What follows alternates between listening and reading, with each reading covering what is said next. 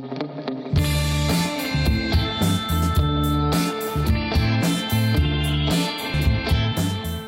áfram höldum með föstudagsþáttinn á N4 og nú ætlum við að heyra af ráðstefnu sem ber titilinn Hver hugar að þinni heilsu, kallinn minn og konagóð, hvorki meira né minna. Og til mín kominn Pálmi Óskarsson læknir sem ætlar að vera með erindi á þessari ráðstefnu. Velkominn. Takk fyrir, takk. Viltu aðeins segja okkur hvað þessi ráðstefna snýst Já. Svona þínu viti. Já, mínu viti, já.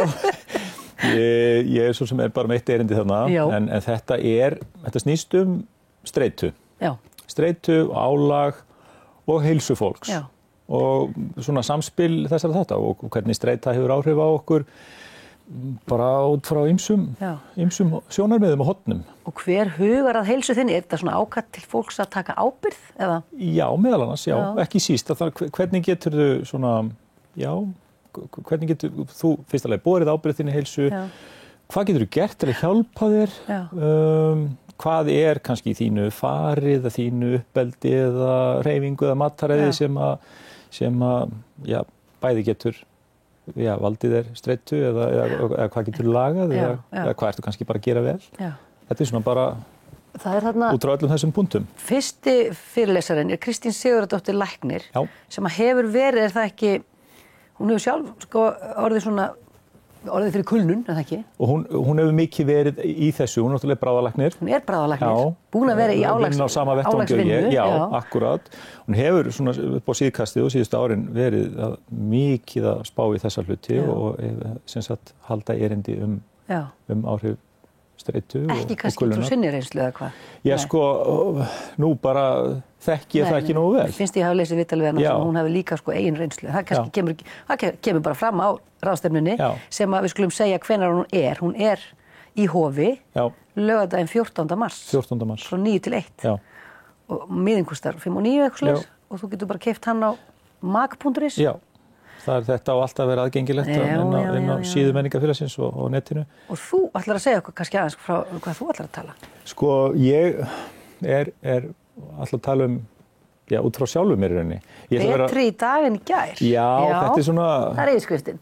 Já, þetta kannski svona til að vekja forvitni, ég veit það ekki, en í rauninni þegar að þau hjá heilum heimi, það heitir Heill heimur, samráði, heldur utan þetta og Heilsuborg. Þau heldur svona ráðstefnu í fyrra í salnum í Kópavogi og var sneisa fullt og mæltist vel fyrir. Og þar var nú kunningi minn og kollegi Guðmundur Freyr Jóhannsson, bráðalæknir með erindi sína reynslu og kulnun og svona hvað hann hefur gert og hvað hann hefur verið að spá í og gera. Sem vakti mikla athygli. Hann ekki með núna en ég var svona fenginn, ég kannski má segja hans stað. Ekki það að mitt líf hafi verið markað af einhverjum hörmungum alla ævi eða ferillinn en bara segja frá svona hvað maður gerir sjálfur til að fást við streitu, álag, af því að við erum í þannig starfi. Og höfum verið lengi, maður ganga langar vaktir, lengi vel og ýmis konar annað álag. Og ég ætla svona bara að segja aðeins frá því. Ekki það að ég hef einhverjar svona... Þú ekki sjálfur upplifað svona kulnun eða... Ég sko, einkenni, jú. Ekki þannig að ég hef þurft að vera frá vinnu í lengri tíma, en ég hef upplifað verulega einkenni á sjálfum mér. Það er mjög auðvelt að komast að því þegar maður fer bara svona að skoða það til sjálfur og það er bara óbúslega margir í minni stétt og fleiri stéttum. Þetta er áberandi í læknastétt.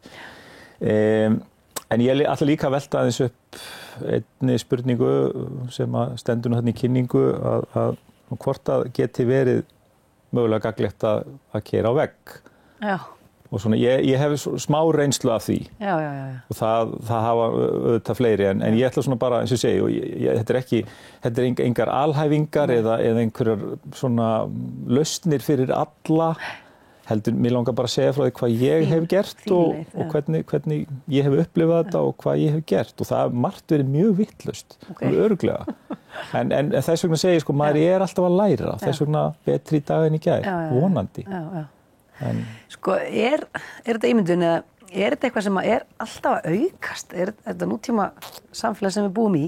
Er það alltaf meira og meira streituvaldandi heldur? Ég meina, er þetta kannski bara afleiðingar af þessari, við erum sítengd, við erum, öll þessi tækni gerur okkur kleift að vera svo einhvern veginn allstaðar.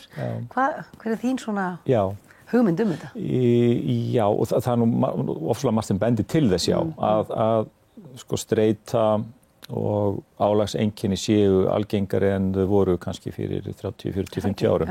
Þá heyrði maður varla þetta orð, sko. Nei, einmitt. En auðvitað líka, það þarf auðvitað hugsa það líka að umræðan er miklu opnari. Það er búið að rannsaka mikið. Þú veist, við vitum bara miklu meira. Fólk var kannski alveg bara brunnið út og vissi ekki af því, vissi hvað það var. Og það hét bara eitthvað annað í gamla daga. Já, og svo laðist fólk bara kannski í rúmið í 6 vikur eða einhverja mánuði og kom kannski aldrei aftur. Og það var bara þetta, en við vitum bara meira núna. En auðvitað það er óbúslega margt í okkar samfélagi í dag, á þess að það sé einhver fókus í mínu erindi, en það bara sem veldur okkur álagi, það eru kröfur, við erum svo sýnileg, við erum á samfélagsmiðlum, við erum alltaf að bera eitthvað saman við aðra.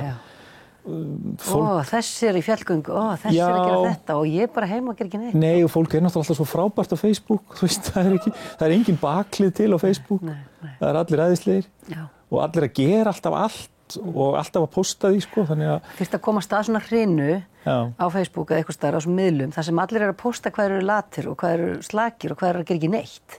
Væri það eitthvað alltaf að hjálpa okkur? Já, bara þú veist, selfie þegar þú ferð á fætur á morgnana, eitthvað svoleiðis. Einn svona sönn. Svona einhverjum svona hvítum nærból. Þú veist, tekin upp undir. Akkur ekki. Og svo með bændablundin, ég held við ættum að tala alltaf um hann, alltaf þegar við getum talað um bændablundin, leggja sig í hádeginu. Síðustuna. Já. Eitthvað hljóta við geta lært af bara öðrum þjóðum eða fyrri kynslóðum, þú veist. Leggja sig aðeins, kannski. Já. Anda með nefinu og hérna. Já, passa svefnin. En Pálmi, takk fyrir að koma og segja okkur aðeins frá þessu.